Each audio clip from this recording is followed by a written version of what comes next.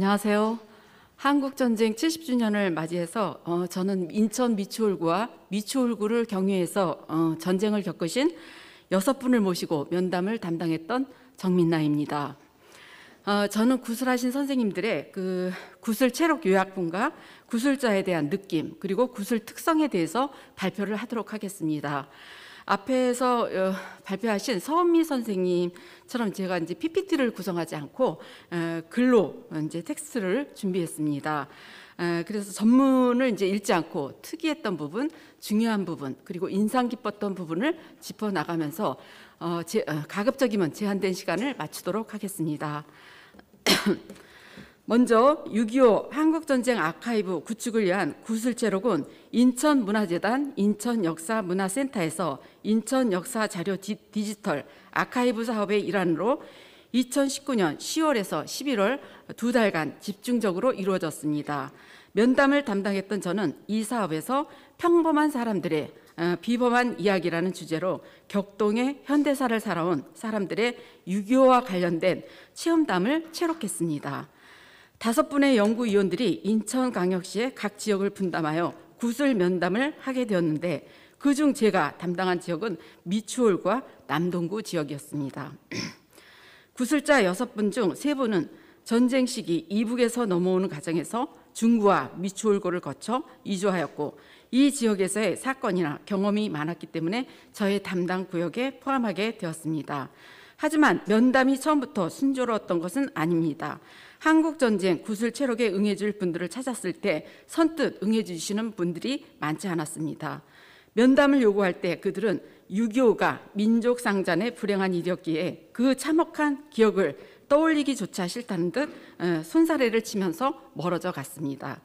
또한 한국전쟁을 겪으신 분들은 당시 자신의 뜻과 무관하게 이념과 사상이 좌우로 갈려 밀고 밀리는 전쟁의 한복판에서 불행한 사건에 연루되는 경험을 많이 당하였기에 그런 이야기는 입을 다무는 것이 상책이라는 고정관념 내지는 통념을 갖고 있는 듯 했습니다. 면담자인 저는 인천노인종합문화회관에서 만 61세가 넘는 분들에게 글쓰기 강의를 해오던 참이었습니다. 반원들은 대체로 시와 수필, 자서전을 쓰는데 그분들은 간혹 어린 시절 겪었던 6.25를 단편적으로 언급할 때가 있었습니다. 구술자를 찾지 못하던 중 저는 문득 그분들이 생각났습니다. 올해가 한국전쟁 70주년인데 전쟁 체험을 말씀해 달라고 하자 이번에는 전쟁을 겪었을 때의 나이가 너무 어려 구술할 정도의 생각은 나지 않는다고 했습니다. 글을 쓴 것처럼 자연스럽게 하면 된다고 나름 6.25를 체험한 분들을 찾아 설득하기 시작했습니다. 6.25 발발 70주년이 되는 해이니 전쟁 체험을 하신 분들이 나이가 들었어도 전쟁 당시 기껏해야 10대 중반이거나 그 이하가 됩니다. 하지만 그분들의 이야기마저 지금 체록해 두지 않으면 후세들에게 전쟁 교훈을 들려줄 기회를 찾지 못할 것입니다. 우리는 아직도 남북으로 갈려 자칫 틈만 벌어지면 한반도에 험악한 분위기가 감도는데 전쟁이 얼마나 불행한 사건이었는지 후손들에게 알려야 되지 않겠는가. 그러니 선조들의 전철을 밟지 않도록 생생한 체험담을 들려달라고 저는 그들에게 간곡히 부탁을 했습니다. 자서전에 넣을 한 대목을 쓰는 셈치고 구술 체록에 응해주겠다는 분이 나타나자 전쟁 이야기라면 말할 것이 없다고 물러섰던 분들이 하나 둘 동참하기 시작했습니다.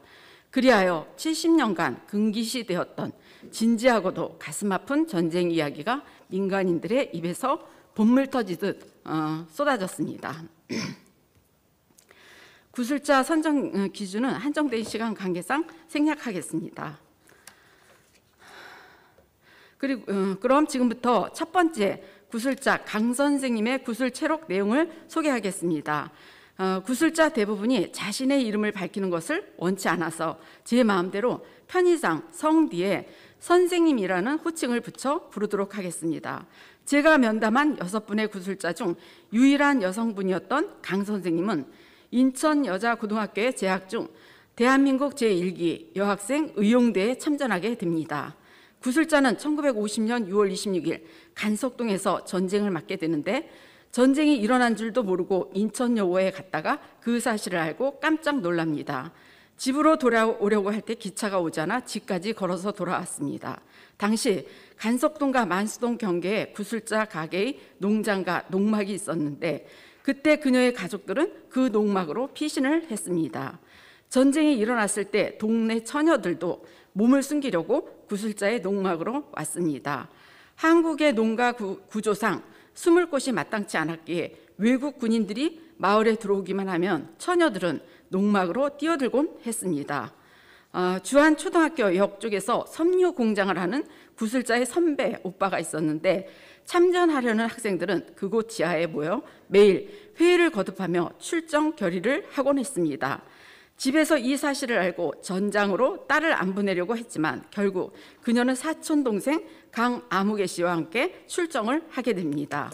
여학생의 몸으로 무섭지 않았나라는 면담자의 질문에 약속을 한 거니까 지켜야 했다고 답변을 했습니다. 누구와의 약속인가? 라는 물음에 참전하기로 결의한 인천의 고교생들이었다고 구술자는 답하였습니다. 대개의 남학생들은 부산을 향해 도보로 출발했습니다. 여학생들은 인천 상업학교 밴드부 학생들과 아구리 배를 타고 심한 멀미를 하면서 부산으로 향하였습니다. 그 와중에 밴드부 부장인 동네 오빠가 배 안에서 트럼펫 연주를 해주기도 했습니다. 인천에서 간 학생들이 배치될 때가 마땅치 않자 신봉승 대위가 남학생들을 불러 통신교육을 시켰습니다. 일선에 나가기 위해 학생들은 그곳에서 교육과 훈련을 받았습니다. 여학생들은 장교실에 2명씩 당번을 서거나 빨래, 청소를 하고 또 주보, 부대에서 물건 파는 곳, 그곳에서 물건을 파는 일을 맡아서 했습니다. 사실 여학생들이 부산으로 급히 내려가게 된 것은 적군 30만 명이 내려온다는 소리를 듣고 일단 몸을 피신하기 위한 조처였습니다. 면담을 함께 진행한 또 다른 구술자 강아무개 씨의 말에 의하면 일사후퇴 때 적군이 넘어와서 여자들을 겁탈하고 사람들을 죽인다는 소문에 마을 사람들은 점점 더 조급한 마음이 들었다고 했습니다. 때문에 그 전까지 가만히 있던 사람들도 피란을 갔다고 했습니다. 구술자와 학생들은 학도의용대 혹은 학도병, 통신병 등의 이름으로 출정을 하게 됩니다. 당시 학도의용 대원들은 서로 도우려는 분위기를 유지했습니다. 구술자 어머니는 구술자가 출정하려 할 때 손수 만들어진 배낭에 100원짜리 지폐 100장 한 다발을 넣어주셨습니다. 구술자의 집은 정미소와 농장을 했고 구술자의 말에 따르면 딸만 셋이라 돈 없애는 사람이 없어서 좀 사는 형편에 속했습니다. 부산에 도착한 남학생들은 동아대학교 체육관 맨바닥에 한대잠을 잤고 여학생들은 창고에서 잠을 잤습니다. 처음 도착해서 얼마 동안 학생들은 밖으로 나가 손수 밥을 얻어와 먹었는데 때론 꽁꽁 언 밥을 먹기도 했습니다. 구술자는 부산 부대에 배속되어서 육군통신학교 3지대가 있는 동아대학교 내 치사반장 댁에서 숙식을 하게 됩니다. 치사반장은 부인과 사는 방 하나를 여학생 5명에게 내어주고 치사반장 자신은 부대의 큰 도마 위에서 잠을 잤습니다. 부대 앞에 산이 하나 있었는데 육군병원에서 죽은 사람들을 쉴 새 없이 실어와 그곳에 묻었습니다. 여학생들은 집을 떠나 출정지에서 자신이 할 수 있는 것을 선택하여 하게 되었는데 이때 구술자도 이것저것 해보게 됩니다. 하지만 부상병들이 피를 흘리며 소리 지르고 괴로워하는 모습을 보고 생리상 도저히 근무할 수 없어 간호부서에서 빠지게 됩니다. 육군병원에 들어오는 환자들은 대개는 다 죽어나갔습니다. 너무 많은 사람들이 들어와 손볼 겨를이 못 되었기 때문입니다. 여학생들은 학교 다닐 때 무용부나 합창부에서 활동하는 학생들이었습니다. 구술자도 합창부 소속으로 갔지만 그곳에서 주보일을 하거나 장교실 당번을 섰습니다. 다른 여학생들은 이문 공연을 하거나 간호일을 담당했습니다. 구술자는 1950년 12월 18일 1기 학도의용군으로 부산으로 출정했다가 1951년 3월 25일 다시 배를 타고 인천으로 돌아옵니다. 구술자가 부산에 돌아왔을 때 인천여고는 불타고 없어졌습니다. 그래서 인천상업고등학교 뒷교사에 새를 들어 합반을 하면서 다시 공부를 합니다. 구술자의 친구 중에 윤아묵이라는 여학생이 있었는데 그 친구는 미처 피란을 가지 못했습니다. 인민군이 들어왔을 때 그들의 눈에 띄어 부역을 하지 않을 수 없었습니다. 인민군이 쫓겨간 뒤 연합군이 왔을 때 그녀는 부역을 한 명단에 올라 얼미도로 끌려가서 처형을 당합니다. 구술자 친구들의 증언에 의하면 손발이 묶인 채 얼미도로 향할 때 윤아묵에는 울부짖으며 끌려가지 않으려고 몸부림을 쳤다고 합니다. 구술자는 전쟁 중에 졸업을 하게 되었는데 입학한 전체 인원 180명 중 90명만 하게 됩니다. 아래 강 선생님에 대한 느낌과 구술 특성은 생략하고 그 다음 두 번째 강 선생님의 구술 체력 내용을 소개하겠습니다. 제가 이제 면담한 이제 6분 중에 강씨성을 가진 분은 3분이나 됩니다. 그래서 지금부터는 두 번째 강 선생님, 세 번째 강 선생님이라는 호칭을 쓰도록 하겠습니다.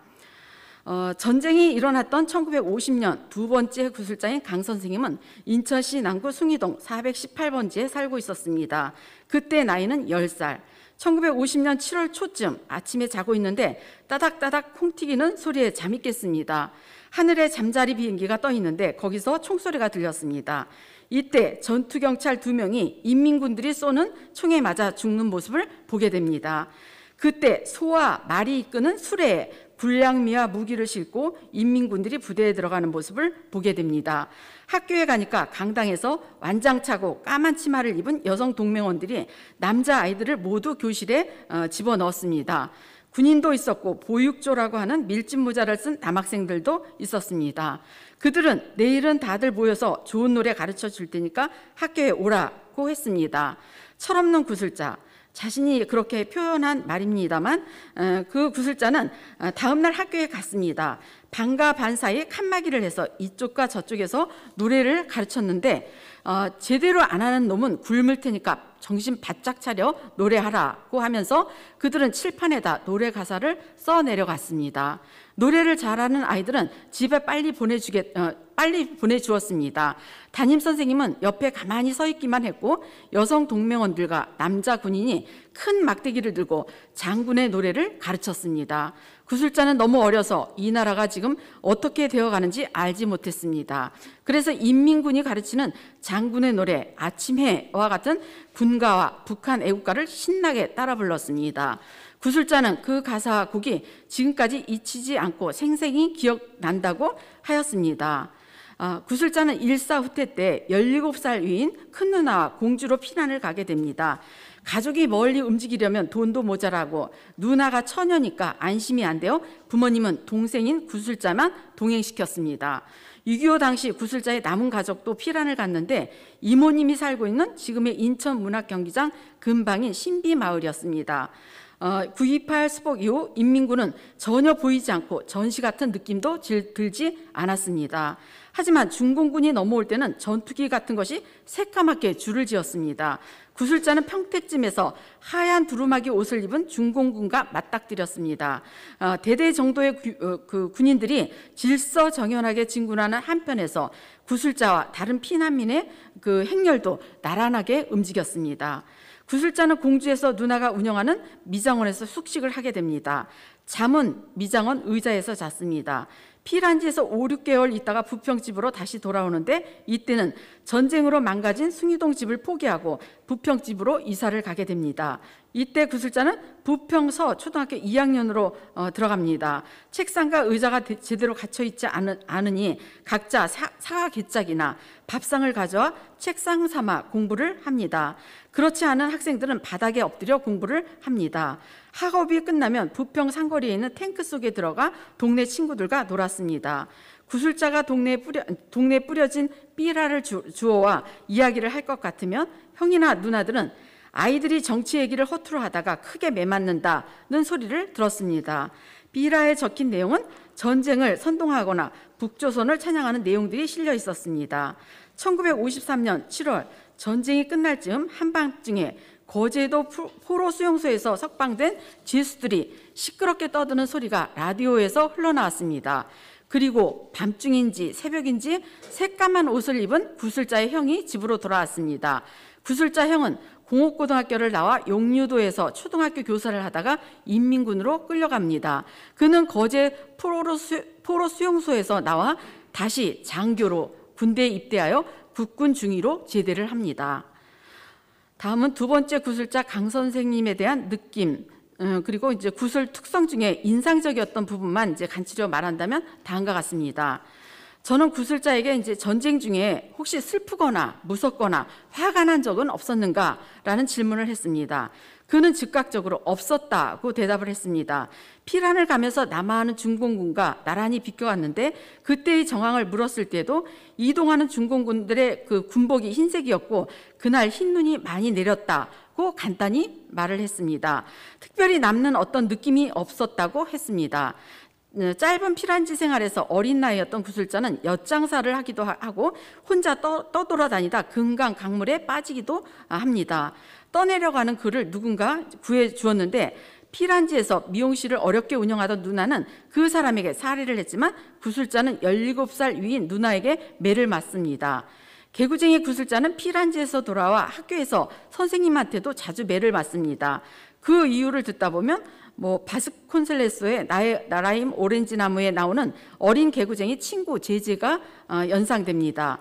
학교에서 밥상 같은 것을 가져다 놓고 바닥에서 수업을 하다 선생님이 이제 아는 사람 손 들어라 하면 그는 손을 들지 않고 발을 들었다고 이제 했습니다. 수업이 끝나면 부평 상거리에 세워놓은 탱크 속에 들어가 병정 놀이를 하기도 하는데 혼자서 조용히 문제를 일으키는 악동 같은 분위기가 아직도 이제 남아 있었습니다. 초등학교 때 보육조로 가는 남녀 동맹원들로부터 배운 전투가는 정확히 기억하고 있었습니다. 그는 면담 내내 빨갱이들이라는 표현을 쓰면서 그들에 대한 부정적인 감정을 감추려고 하지 않았습니다. 그런데 초등학교 2학년 때 배운 전투가를 정확히 기억하고 있다는 것은 아이러니한 일이 아닐 수 없었습니다. 한 곡조 불러볼 수 있냐는 면담자의 말에 처음에는 주저하다가 나중에는 서너 곡을 내리 불렀습니다. 그 내용을 옮겨보면 대략 이러합니다. 형님은 의용군으로, 동생은 국방군으로, 부모님은 피를 통에 돌아가시고 집은 폭탄에 맞아 가족은 간 곳이 없네. 또 사나이 20세에 꽃이 피는 이 가슴 내일은 싸움터로 춤추러 가니 희망도 하소연도 무슨 소용 있으리 이곳에 우리 청춘 갈 곳이라네. 또 아내여 굳세게 이 세상을 사세요. 당신과 만날 적엔 천년 살자고 했는데 지금은 이별가를 합창하고 있으니 이 몸 본듯이 오래 사소서. 그는 마치 그 시절의 소년으로 돌아간 듯 정확한 발음과 곡조로 생각나는 노래를 부르기 시작했습니다. 아버님, 어머님 안심하고 계세요. 까마귀 우는 골에 저는 갑니다. 백두산 돌파하고 태극기를 휘날리며 죽어서 백골이나 돌아옵니다. 만주산 눈바람아 이야기하라. 비밀의 긴긴 밤아 이야기하라. 제목은 몰라도 기억에 남는 노래가 그의 입에서 끊이지 않고 흘러나왔습니다.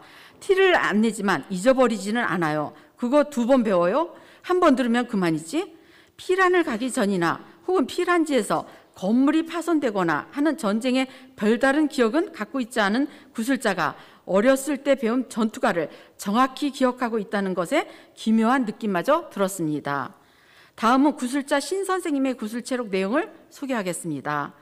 구술자는 전쟁이라는 물리적 폭력 속에 갇힌 사람들의 이야기를 마치 영화 속 장면처럼 들려줍니다. 그는 7살에 6.25를 겪습니다. 할머니, 어머니, 누나 손에 이끌려 피란길에 올랐다가 인민군들에게 붙들려 어디론가 끌려갑니다. 끌려가는 대열 속에서 이탈한 어떤 사람이 작은 소나무에 의지하며 몸을 숨길 때 인민군의 눈에 발각되는데 그 자리에서 총살당하는 참혹한 모습도 보게 됩니다. 끌려간 곳은 제갈제 초등학교. 피란 가던 사람들이 모두 붙들려와서 한 장소에 모여 있다가 한 사람씩 역교실로 가서 인민재판을 받게 됩니다. 피란 가는 목적이 불분명한 사람은 즉결 인민재판에서 인민군이 따로 분류했다가 불려내어 운동장 나무에 묶어놓고 한꺼번에 드르륵 총살하는 것이었습니다. 구술자 가족 차례가 되었을 때 어머니께서 불려나가셨습니다. 이제 죽는 일만 남았구나. 어린 나이에도 구술자는 그렇게 생각하며 할머니 얼굴을 쳐다보았습니다. 할머니 역시 아무 말 없이 침묵의 시간이 흘렀습니다. 잠시 후 어머니가 나오셨습니다. 운동장으로 나가자 할 줄 알았는데 아무 말이 없으셨습니다. 나중에 안일이지만 통행증을 끊어주며 집으로 돌아가라 했다고 합니다. 사실 아버지께서는 인민군으로 나가기 싫어서 여러 번 피신을 했는데 그때 마을 부대원들이 작은아버지를 대신 끌고 갔습니다.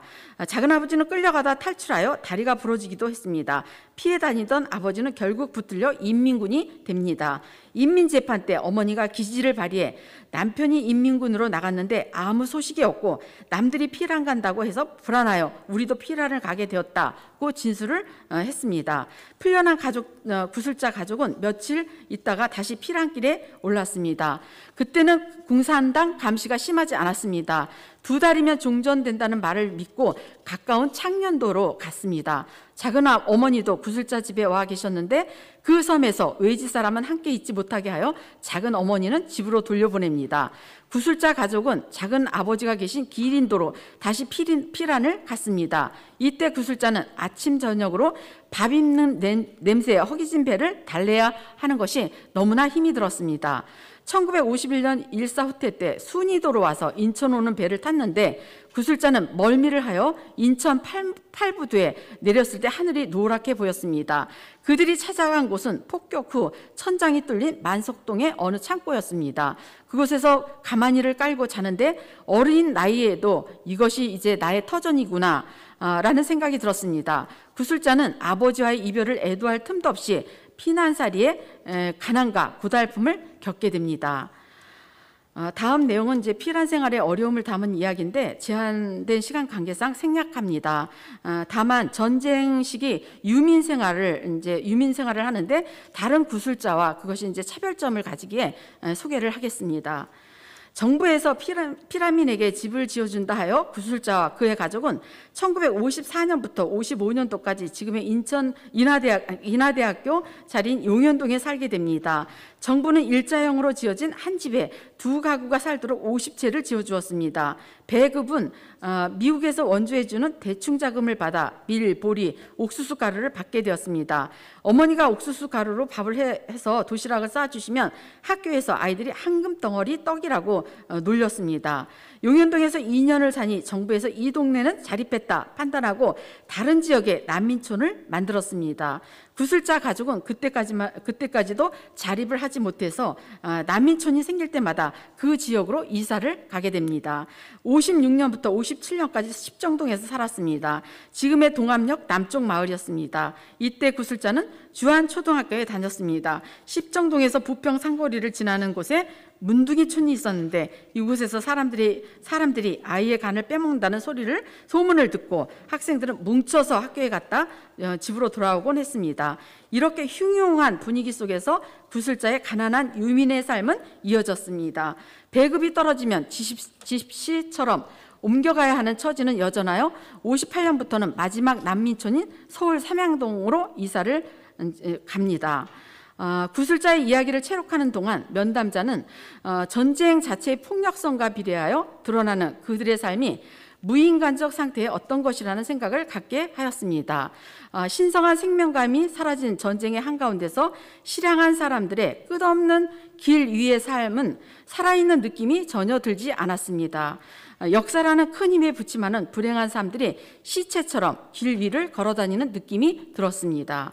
문득 평범하고 소박한 우리나라 검은머리 백사장, 제갈제 초등학교, 창년도, 기린도, 순이도, 월미도, 용현동, 십정동, 삼양동으로 이어지는 구체적 지명들이 어느 순간 역사의 문을 열고 괴물처럼 뛰쳐나오는 광경을 본 듯합니다. 이때 면담자 역시 구술자의 고통을 함께 실감하였습니다. 다음은 세 번째 구술자 강 선생님의 구술체록 내용입니다. 구술자는 전쟁으로 고향과 어머니를 상실한 자의 절대적 그리움과 그로 인해 내면화된 전쟁의 아픔을 토로합니다. 80이 넘은 나이고 한국전쟁 70주년을 맞이했지만 아직도 전쟁으로 인한 슬픔이 가시지 않아 구술하는 내내 수시로 눈시울이 뜨겁게 젖어든 분입니다. 지척에 보이는 집에 돌아가지 못하는 단절감과 끝내 어머니를 볼 수 없다는 절망감으로 전쟁의 트라우마를 누구보다도 심하게 겪으신 분이십니다. 항해도 연백군 연안읍에 살고 있던 구술자는 1949년 1월 연안읍에 있는 연백농업중학교에 입학을 합니다. 1948년 국회에서 제정된 교육법의 시행으로 중고가 분리되고 학기가 9월 1일에서 4월 1일로 변경되면서 입학한 지 9개월 만인 1950년 4월 1일 중학교 2학년이 되었습니다. 1950년 연백군 석산면에서 전쟁이 일어났다는 소리를 듣고 어머니와 형님, 형수, 동생 2명과 함께 보따리를 몇 개 준비하여 남쪽으로 떠났습니다. 하지만 앞서 온 인민군이 총을 쏘며 가로막아 다시 집으로 돌아왔고 당시 초등학교 교사이던 형은 학교 천정 등지에서 숨어 지내게 되었습니다. 1950년 9월 28일 수복 직후 다시 대한민국 세상이 되었는데 그해 12월 하순이 되자 읍내 방송으로 임시 남하하니 젊은이들은 남쪽을 피난하라는 소리를 듣고 형과 구술자가 서울을 향해 집을 떠나게 되었습니다. 서울 해연동 숙부님 댁에 와보니 모두 피난을 갖고 집이 비어 있었습니다. 당시 청년들은 눈에 띄면 징집되었으므로 큰댁 사촌 형제들과 형님은 피해 다니기로 하고 동갑내기 사촌과 구술자는 다시 남쪽으로 피난을 떠났습니다. 1월 5일 아침에 평택에 도착하여 기차 지붕 위에 올라가 대전까지 갔으나 가려던 부산 지역은 피난민이 너무 많이 모여들어서 갈 수 없다고 하여서 전라도로 가는 기차 화물칸에 올라탑니다. 신태인역에서 내려 정주읍으로 갔는데 그곳은 숙모님의 언니 되는 분이 사는 곳이었습니다. 1951년까지 숙모님의 언니, 가족과 숙모님, 그녀의 2딸과 사촌형 모두 8명이 한 집에서 생활을 하게 됩니다. 정주읍, 현재 정주시는 낮에는 대한민국, 밤에는 인민공화국이 되는 지역으로 사방에 빨치산이 널려 있고 다른 지역과 단절된 곳이었습니다. 구술자는 이곳에서 밥값이라도 만들어야 한다는 생각에 외투와 손목시계를 팔아 길거리에서 담배 장사를 시작했습니다. 장사는 시원치 않았고 밥을 얻어먹는 신세가 불안하고 괴로웠습니다. 1951년 5월 6일 시장에서 쌀을 싣고 있는 트럭, 후생 사업을 하는 경찰차를 발견하고 몰래 그 차를 탑니다. 당시 전황은 개성을 이제 국군이 수복했다가 다시 내주기를 반복하며 휴전 이야기가 신문에 보도되고 있는 중이었습니다. 구술자는 빨리 집에 가려면 국군의 북진을 따라 올라가야 한다고 생각하여 차를 타고 다음날 아침에 대전에 도착했습니다. 다시 지방도로를 따라 서울을 향해 걸어서 인천에 도착했는데 헤어진 형님이 이곳에 있다는 소리를 듣게 됩니다. 형님은 구술자가 강화도 교동에 있다는 소문을 듣고 그곳으로 갔는데 구술자가 형님을 찾으러 갔을 때는 길이 엇갈려 형님이 떠난 뒤였습니다. 그곳에서 인천으로 가는 배가 있을 때까지 약 15일간을 머물렀는데 그곳 산에 올라 북쪽을 바라보니 구술자가 다녔던 연백 초등학교와 그 뒤쪽으로 구술자가 살던 집의 지붕이 보이는 것이었습니다. 두고 온 동생과 어머니가 있는 그곳을 바라보면서 구술자는 수도 없이 울었습니다. 보름 후 다시 인천으로 돌아오게 되었습니다. 헤어진 지 5개월 만에 드디어 형님을 만났습니다. 구술자는 밥벌이를 위해 동인천역 앞 축현여관 입구에서 다시 담배 장사를 시작했습니다. 그때는 전쟁 시에도 작은 배로 비밀리에 북한을 오가며 북쪽에 남아있는 가족들을 데려오는 연락자가 있었습니다. 1951년 연말에 형님과 사촌 형님이 합자해서 배를 하나 사서 형수와 어린 조카와 사촌 형님네 식구들을 데려왔습니다. 어머니와 동생 2명은 석산면에 있는 외가에 가 있었기 때문에 뱃사람들이 그곳까지 갈 수가 없어 함께 오지 못하고 영영 이별이 되었습니다. 아래 부분은 생략하고 강 선생님에 대한 느낌과 구술 특성을 말씀드리겠습니다. 전쟁 체험 구술자들은 다소 비극적인 이야기임에도 이제 말하는 동안 대체로 담담하게 임해 주었습니다. 그런데 구술하는 내내 전쟁으로 인한 슬픔을 짙게 내비치는 분이 계셨는데 그가 바로 세 번째 구술자인 강 선생이십니다. 그는 지척에 보이는 북쪽 어머니와 끝내 상봉하지 못하였고 가족에 대한 그리움으로 사는 내내 종종 심한 마음병이 나서 괴로워했던 분이십니다.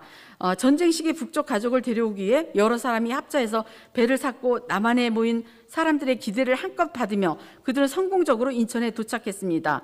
어려움을 뚫고 북에서 가족들을 탈출시켰지만 구술자 어머니만은 끝내 그 안에 들어있지 않았습니다. 한창 그 감성이 예민한 중학교 시절 구술자는 탈출자 명단에 엄마가 없다는 사실을 알고 식음을 전폐합니다. 그리고 심하게 앓기 시작합니다. 그의 말에 의하면 당시 탈출에 성공한 형수와 다른 가족들이 다 보기 싫었고 형마저 미웠다고 합니다.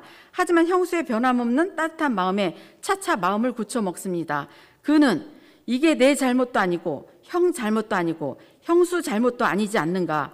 역사가 그런 걸 내가 누굴 미워하면 사람이 아니지 하고 그는 다시 삶 쪽으로 돌아섰다고 합니다. 전쟁이 남긴 허무한 이야기 속에 이런 자기 서사적인 그리움에 대한 이야기는 그의 끈질긴 생활력과 반비례해서 면담자에게 깊은 인상을 남겨주었습니다. 다음 구술자 유 선생님의 구술 채록 내용을 생략하고 뒤에 나오는 구술자의 느낌 및 구술 특성만 읽도록 하겠습니다. 선생님 죄송합니다. 시간이 많이 돼서 짧게 요약 좀 부탁드릴게요. 예, 요약을 해서 하도록 하겠습니다. 구술자 유 선생님의 가족은 전쟁 시기 지주개그 반동분자라는 문패가 걸리면서 맨몸으로 허허벌판으로 쫓겨나 집안이 풍비박산이 되었습니다. 셋째 형의 희생, 큰아들이 아닌데도 이제 셋째 아들이 의용군으로 나가는 조건으로 동네 방공호로 쫓겨난 가족들은 얼마 전에 이제 결혼해서 출가한 셋째 아들 집으로 돌아와서 살 수 있게 됩니다. 그래서 그 셋째 형의 희생으로 방공호 생활은 끝이 났지만 일사후퇴 때 증산도와 주문도로 피난을 했습니다. 구술자는 전시 상황이 좋아지면 다시 집으로 돌아갔다가 상황이 험해지면 다시 섬으로 피난을 하곤 했습니다. 일사후퇴 이후 가족 모두 인천으로 피난을 나왔지만 인천에서의 이제 생활을 하면서 이제 도둑을 맞는 등 고생을 많이 했습니다. 잠시 휴전 회담이 있을 때 배고픈 가족은 고향으로 돌아와 배불리 실컷 먹자고 다시 북으로 올라갑니다. 하지만 사정이 여의치 않아 할머니에게 어린 동생을 맡기고 어른들만 다시 남한으로 나옵니다. 구술자는 용산도, 용매도, 주문도를 통해서 전시 상황에 따라 수시로 남북을 오갑니다. 그때는 유격부대, 을지병단의 활약이 있었던 것 같은데 아마도 그 유격부대에 들어가 생활비를 버는 사람들에게 정보를 얻기도 하였던 것 같습니다. 자신의 풍요로운 농가, 밭에 익어가는 곡식들을 내버려 두고 배를 굽는 처지가 억울해 그와 그의 가족은 수시로 귀향을 했습니다. 하지만 북녘의 고향은 끝내 유한계급이었던 그들을 받아들이지 않았습니다. 그런 고향이 몹시 원망스럽지만 유 선생님은 자신이 살던 집과 길, 그의 이웃과 마을을 너무도 상세히 묘사했습니다. 그러한 장소와 그가 겪은 경험이 조화롭게 보이지 않는 것은 평화롭던 그의 청년기가 너무도 비극적이고 냉혹한 전쟁의 현장으로 바뀌었기 때문입니다. 구술하는 시간이 길어질수록 그의 해안은 깊은 한숨으로 흘러나왔습니다.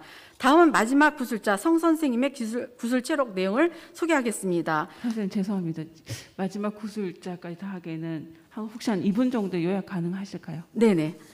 전쟁 시기 5살이었던 구술자는 작약도가 바라보다 보이는 자유공원 바로 밑에서 살았습니다. 그곳에는 70 내지 100명 정도 사람들이 들어갈 수 있는 방공호가 여러 개 있었습니다. 인천 상륙작전이 일어났던 송월동, 북송동 일대는 한포 사격이 떨어지고 총알이 빗발치는 등 엄청난 피해가 있었습니다. 그는 전쟁 시기 어린 나이였기 때문에 자신의 기억과 바로 이 누나와 나는 대화 내용을 재구성하면서 당시의 기억을 구술하였습니다. 구술자의 작은 아버지와 어머니는 부역을 해서 아군들에 의해 처형당했습니다. 작은 아버지 어머니가 총살당하는 모습을 그들의 자식인 사촌 큰누나와 큰형이 보았다고 합니다. 작은 아버지는 셋째 큰어머니, 그러니까 바로 구술자의 어머니가 되시는 분인 그 분한테 그분한테 가면 너희들을 살려줄 거다라는 유언을 남기셨습니다. 그때 구술자의 부모님은 이미 8명의 자녀를 두고 있었지만 그분들의 자식 4명을 거두었습니다. 부모님이 충청도에서 사촌들을 이끌고 인천에 오니 폭격을 맞아 집이 없어졌습니다. 구술자는 총소리가 났다면 방공호로 뛰어들곤 했는데 그 안에는 아군과 적군 각각의 편을 드는 암투가 있었습니다. 또한 이쪽 패거리와 이쪽 방공호 패거리와 저쪽 방공호 패거리의 싸움도 있었습니다. 방공호 생활을 1년쯤 했는데 70여 명이 넘게 들어갈 수 있는 방공호는 하나의 놀이터도 되고 생활 터전도 되었습니다. 그 안에서 정도 들고 싸우기도 하고 매도 맞았습니다. 다음 내용은 생략합니다. 구술자는 독일로 유학을 갈 때 자신이 연좌제에 걸린 사실을 알게 됩니다. 독일 대사관의 협조를 얻어 문제를 해결했지만 명문대학을 나온 사촌들과 구술자의 누나는 모두 반듯한 직업을 가질 수 없게 되었습니다. 이것으로 6분의 한국전쟁 체험 구술자의 이야기를 마치도록 하겠습니다. 올해가 한국전쟁이 발발한 지 70주년이 되는 해입니다. 이 사실은 한국전쟁을 겪으신 분들이 지금은 대체로 연로하셨거나 많은 경우 돌아가셨다는 것을 방증합니다. 따라서 6.25에 대한 개인적인 사료들이 사라지기 전에 전쟁을 겪으신 분들의 체험 이야기를 체록하는 것은 매우 시의적절하고 의미 있는 일이라고 생각합니다. 6분의 이야기를 체록하면서 면담자는 그들의 슬프고 어려웠던 시간 속으로 빨려들기 시작했습니다. 구술자를 찾을 때 대부분의 전쟁 체험자들이 왜 손을 내저으며 사양했는지 알 것 같습니다. 떠올리기 싫은 참혹한 과거의 시간 속으로 돌아가고 싶지 않았기 때문입니다. 구술에 응해진 분들은 구술하는 내내 깊은 한숨을 내쉬었고 자주 눈물을 흘렸습니다. 구술이 끝나고 이 이야기가 디지털 역사 자료로 남을 수 있다는 말에 그들은 한결같이 자신의 이름을 가려달라는 요청을 했습니다. 남북 분단이 이어지고 좌우 이념 대립이 아직도 상존하는 까닭입니다. 우리 사회에서 자신이 겪은 전쟁 이야기마저 툭 터놓고 말할 수 없는 분위기가 이어진다는 사실에 면담자는 못내 안타까운 심정이 들었습니다. 예, 지금까지 들어주셔서 감사합니다.